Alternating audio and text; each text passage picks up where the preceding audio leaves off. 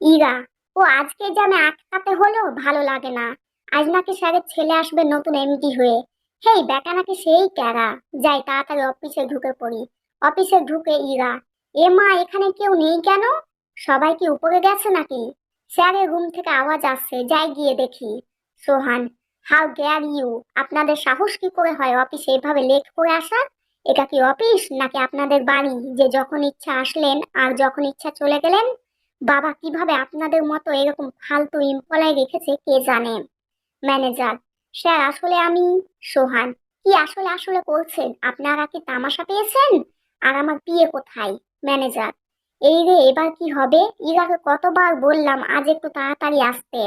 এই ফাঁকিবাজ মেয়েটাকে নিয়ে যে কি করি। মনে মনে কথাটা বলল ম্যানেজার। সোহান, কি হলো ম্যানেজার সাহেব, এখন আবার কোথায় হারিয়ে গেলেন? একটা প্রশ্নের উত্তর দিতে এতক্ষণ লাগে? ম্যানেজার, এ মানে স্যার আপনার পিএ ইরা এখনো আসেনি। সোহান, কি? আপনারা নিজেরাই এত লেট, সেখানে পিএ এখনো আসেনি? হঠাৎ পেছন থেকে ইরা, কি করবো স্যার, আপনি তো আর অফিস থেকে আমাদের বাড়ি পর্যন্ত একটা ফ্লাইওভার বাড়ি নিয়ে দেননি, তাই লেট হয়ে গেছে। সোহান তাকিয়ে দেখে পেছনে সাদা এবং কালো মিক্স করা একটা গাউন আর মাথায় হিজাব পরিহিত একটা মেয়ে পিক পিক করে সোহানের দিকে তাকাচ্ছে আর নখ কামড়াচ্ছে। সোহান ইরাকে দেখে কিছুক্ষণের জন্য চুপ হয়ে গেল। ম্যানেজারের কথায় সোহানের ধ্যান ভাঙলো। ম্যানেজার, স্যার ওই আপনার PA, Rafia Ira. Sohan, oh I see, এই সেই ফাঁকিবাজ পিএ। তো মিস ইরা আপনি এত তাড়াতাড়ি আসলেন কেন? আর একটু লেট করতেন। দাঁতে দাঁত চেপে কথাটা বলল ইরা। স্যার আগে বলতেন এই কথাটা, তাহলে আমি আমার ঘুমটা পুরো করে আসতাম। এমনিতে এখন আরো ঘুম পাচ্ছে। হাই তুলে বলল। সোহান, ইউ ব্লাডি ফুল, তোমার মতো একটা আনপাঞ্চুয়াল মেয়েকে কিভাবে এই কাজে রেখেছে এখনো? ইরা, স্যার আসলে। সোহান, শাট আপ, কোনো এক্সকিউজ শুনবো না আমি। ম্যানেজার, নেক্সট টাইম যদি এরকম হয় আমি আপনাদের সবাইকে আউট করে দেব বলে দিলাম। Now you are leave, just disgusting. সবাই চলে গেল। ইরা নিজের কেবিনে গিয়ে বাপরে কি বজ্জাত এমপি রে বাবা, মনে হচ্ছে লবণ দিয়ে গিলে ফেলি ব্যাটাকে। লাল গরু একটা। এত রাগ দেখানোর কি আছে? রাস্তা কি ওর বাপের নাকি যে জ্যামে আটকা পড়বো না? ডেভিল কোথাকার। হঠাৎ ইরার ফোন বেজে উঠলো। ইরা, উফ, এখন আবার কে ফোন করলো? স্ক্রিনের উপর নাবিল নামটা দেখে ইরা মনটা খুশিতে ভরে গেল। ইরা, হ্যালো নাবিল। কি হলো ইরা, তুমি কাল রাত থেকে আমার ফোন তুলছো না কেন? তুমি জানো আমি কত টেনশনে আছি। ইরা, আরে শোনো, আজ অফিসে একটা খাবিস লাল গরু এমডি এসেছে। ওই এমডির পাড়ায় ছিলাম, তাই তুলতে পারিনি। নাবিল, ও তা জান, তুমি কিছু খেয়েছো? ইরা, হ্যাঁ শোনো, বাড়ি গিয়ে তোমার সাথে কথা বলি। Nabil, okay. I love you my জান, my world, my Ira. Ira, I love you কমুনা। নাবিল, হা হা হা, পাজি একটা, রাখছি। নাবিল ইরার বিয়ে। নাবিল আর ইরা 2 বছরের রিলেশন। দুজন দুজনকে খুব ভালোবাসে। ইরা ফোন থেকে পিছনে ফিরে যা দেখলো। ইরা পেছনে ফিরে দেখে সোহান দাঁড়িয়ে আছে। সোহানের চোখ দিয়ে যেন আগুন ঝরছে। ইরা, স্যার আপনি? সোহান, হ্যাঁ আমি। আপনাকে কি এখনো অফিসে বসে নিজের ফ্রেন্ডদের সাথে আড্ডা দেওয়ার জন্য রাখা হয়েছে? ইরা, এ মানে স্যার। টেবিলে বাড়ি মেরে সোহান, কি মানে মানে করছেন? জাস্ট অ্যানসার মি ডাম ইট।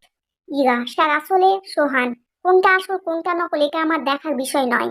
আপনার মতো একটা কেয়ারলেস ইউজলেস রিপন্সিবল লিম্পলয় বাবা কিভাবে রেখেছেন সেটাই আমি বুঝতে পারছি না। সোহানের কথা শুনে ইরার চোখে পানি চলে আসে। এই প্রথম কেউ তাকে এত বাজেভাবে অপমান করেছে। ইরা, স্যার এরকম আর হবে না, আই প্রমিস। সোহান, সোহানুর রহমান কাউকে একবারই সুযোগ দেই, বারবার নয়। আর আপনার সেই সুযোগ চলে গেছে। So you are out my office. Get lost damn it. Sir sir please আমার কথা শুনুন। Sohan, I don't want to see you again, get lost. এই বলে সোহান বেরিয়ে গেল। ইরা তো কাঁদতে কাঁদতে শেষ। ইরা, এখন আমি কি করব? এই জবটা চলে গেলে কিভাবে আমি মায়ের চিকিৎসা করাবো? আল্লাহ প্লিজ হেল্প মি। সোহান নিজের কেবিনে গিয়ে ম্যানেজারকে ফোন দিল। ম্যানেজার, স্যার আমাকে ডেকেছিলেন? সোহান, হ্যাঁ। আপনি আমার জন্য নতুন পিএ নিয়োগ দিন। ম্যানেজার, স্যার নতুন পিএ কেন? ইরা তো আছে। সোহান, আমি মিস ইরাকে জব থেকে বের করে দিয়েছি। ওনার মতো রিপন্সিবল এমপ্লয় আমার দরকার নেই। ম্যানেজার, স্যার প্লিজ মেয়েটার এমন সর্বনাশ করবেন না। মেয়েটা যে ওর মাকে বাঁচাতে পারবে না। সোহান, হোয়াট, কি বলছেন আপনি? ম্যানেজার, হ্যাঁ স্যার, ইরা বাবা বেঁচে নেই। ও ওর বাবার একমাত্র সন্তান। ওর মায়ের হার্টের সমস্যা আছে। এই জন্য মেয়েটা অল্প বয়সে পড়াশোনা বাদ দিয়ে চাকরি করছে। স্যার প্লিজ মেয়েটাকে আর একটা সুযোগ দিন। সোহান: ওকে, কিন্তু এটাই শেষ, এরপর আমি কোনো সুযোগ দেব না। আপনি গিয়ে ওনাকে আমার সাথে দেখা করতে বলুন। Manager: okay sir.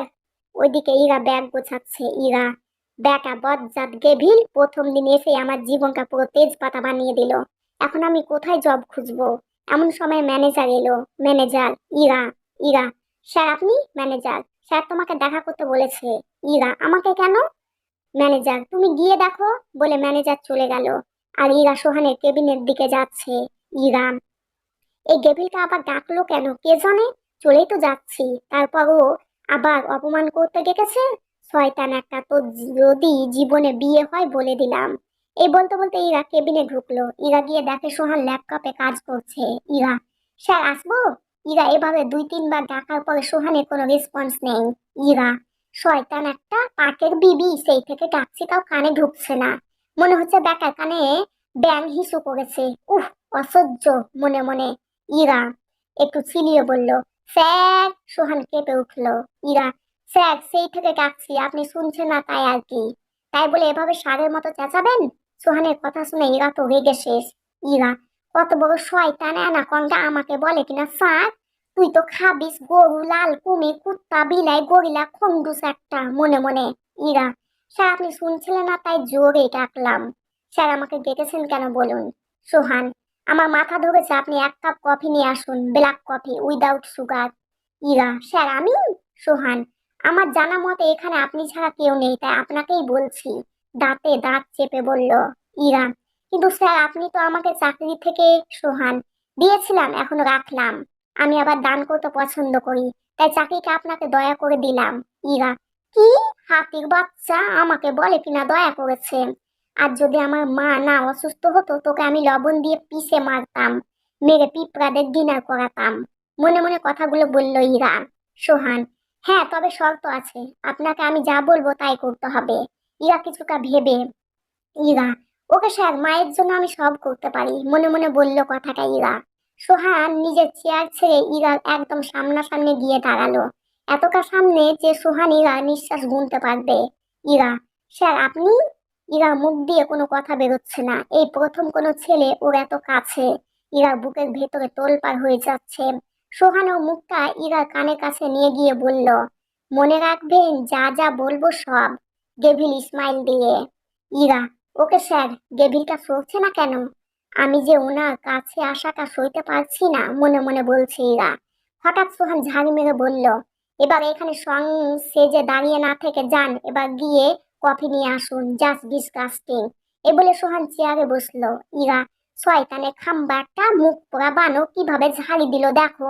বেটা আসলে একটা ডেভিল কিং, মনে মনে বলল কথাগুলো ইরা। ভুল করে ক্ষমার চোখে দেখবেন। ভালো লাগলে লাইক করবেন ও আমার চ্যানেলটিকে সাবস্ক্রাইব করে নেবেন।